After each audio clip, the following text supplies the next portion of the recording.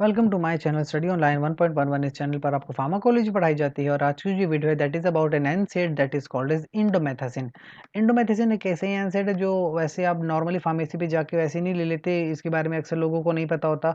ऐसी ड्रग्स अक्सर डॉक्टर ही आपको प्रेस्क्राइब करते हैं। पाकिस्तान इंडिया में तो बहुत ज़्यादा चलती है, खास करके इंडिया में ज़्यादातर प्रेस्क्राइब की जाती है। ब्रांड्स भी वहाँ के अवेलेबल हैं। इसकी डोजेज क्या है, use is clinical use, side effects, warning signs, इन तमाम फैक्टर्स पे इस वीडियो में बात होगी। लिहाजा इस वीडियो को एंड तक देखिए ताकि ये सारी इन्फॉर्मेशन आप तक पहुंचाई जा सके। Starting with the doses form. देखिए, इंडोमेथासिन वो कैप्सूल की फॉर्म में आती है। 20 mg, 25 mg, 40 और इवन 50 mg। टाइवोब्रेक्स इसका बहुत ही फेमस ब्रांड है जो कि 20 mg और 40 mg में अवेलेबल है। और एक्सटेंडेड रिलीज फिर अगर कैप्सूल है तो वो 75 mg की कैप्सूल एक्सटेंडेड रिलीज में आती है। और क्योंकि एनसेड है ना, तो कभी भी आपको दर्द महसूस हो रहा है, जिस्म में सूजन हो गई है, जोड़ों में स्टिफनेस है, सख्त हो गए, दर्द हो रहा है, अर्थराइटिस है, जोड़ों में दर्द है, गाउट बन गया यानी कि यूरिक एसिड की वजह से जो गाउट बन जाते हैं, बर्साइटिस या टेंडनाइटिस यानी जो मसल्स आपके हैं वहाँ पे दर्द वगैरह महसूस कर रहे हैं, तो एनसेड दर्द को ख़त्म करने के लिए ड्रग्स हैं, एंटी इन्फ्लेमेटरी ड्रग्स हैं और एनाल्जेसिक प्रॉपर्टी रखते हैं, यानी दर्द वगैरह ख़त्म करते हैं, सूजन को ख़त्म करते हैं। और जो नेचुरल सब्सटेंसेस प्रोस्टाग्लैंडिन्स वगैरह हैं, बिल्कुल इसी तरह के प्रोस्टाग्लैंडिन्स को ये ब्लॉक कर देते हैं, जिसकी वजह से फिर आपको दर्द वगैरह महसूस होना, बुखार होना, ये सब कुछ खत्म हो जाता है। That is the mechanism of indomethacin के वो किस तरह से काम करता है। अब देखें तो बर्साइटिस या टेंडिनाइटिस, टेंडन क्या होता है, जैसे कि आपके पास ये बोन है, तो बोन्स के ऊपर जो मसल्स अटैच होते हैं ना, वो टेंडन के थ्रू अटैच होते हैं, ये टेंडन्स है। अब टेंडिनाइटिस का मतलब वहाँ पे सूजन हो गई है, तो जाहिर सी बात है मसल और बोन दोनों में तकलीफ होनी है।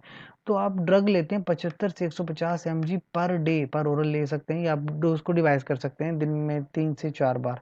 एक्सटेंडेड रिलीज की डोज ले रहे हैं तो एक ही डोज दिन में काफ़ी है, या फिर दिन में 2 डोजेस काफ़ी होंगी। अच्छा, गाउटी अर्थराइटिस है, ये एक तो जोड़ों में दर्द है, ऊपर से गाउट भी है, यानी यूरिक एसिड के क्रिस्टल भी बने हुए हैं, तो तब तो बहुत तकलीफ होती है।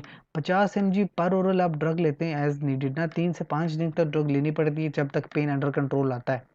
नेफ्रोजेनिक डायबिटीज इंसिपिडस, अब आप पहले डायबिटीज इंसिपिडस समझिए कि डायबिटीज इंसिपिडस क्या है।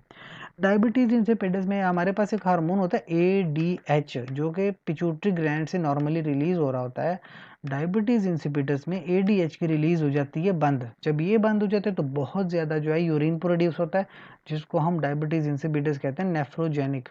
ऐसी कंडीशन में भी 2 mg पर केजी पर बॉडी वेट के हिसाब से ड्रग का इस्तेमाल किया जाता है। और अगर बॉडी में दर्द वगैरह महसूस कर रहे हैं, मुख्तलिफ जनरलाइज बॉडी पेन है, तो फिर आप ड्रग इस्तेमाल कर सकते हैं। 20 mg दिन में 3 बार, 40 mg दिन में 2 बार या 3 बार इस्तेमाल कर सकते हैं। कुछ साइड इफेक्ट्स, जाहिर सी बात है ड्रग है तो कुछ ना कुछ ऐसे इफेक्ट्स भी देगी जो आपको रिक्वायर्ड नहीं होंगे, साइड इफेक्ट्स होंगे।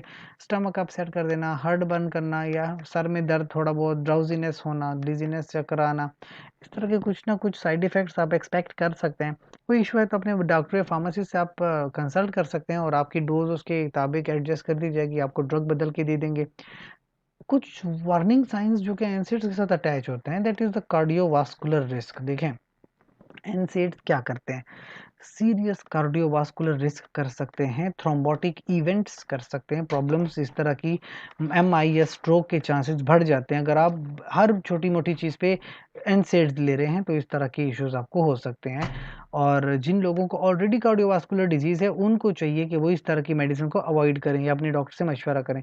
GIT में भी प्रॉब्लम कर सकता है, जैसे कि ब्लीडिंग हो सकती है, अल्सर, जख्म पड़ सकता है, इंटेस्टाइनल परफोरेशन, इंटेस्टाइन जो है परफोरेट हो सकती है, मसामदार बन सकती है, या इवन मोहलिक साबित हो सकती है ऐसी ड्रग। लिहाजा एहतियात करें, ऐसी ड्रग खुद से ना प्रेस्क्राइब किया करें, ना खुद से लिया करें, अपने डॉक्टर या फार्मासिस्ट के मशवरे के मुताबिक लिया करें। इसके अलावा कोई किस्म किस्म का सवाल पूछना चाहें तो आप कमेंट सेक्शन में पूछ सकते हैं। इसके साथ साथ हमारे चैनल को लाइक करें, कमेंट करें, शेयर करें, सब्सक्राइब कीजिए और बेल का आइकन दबा दीजिए कि आने वाली वीडियोस आप तक पहुंचाई जा सकें और आप हमारे साथ फार्माकोलॉजी सीख सकें। That was all about the indomethacin.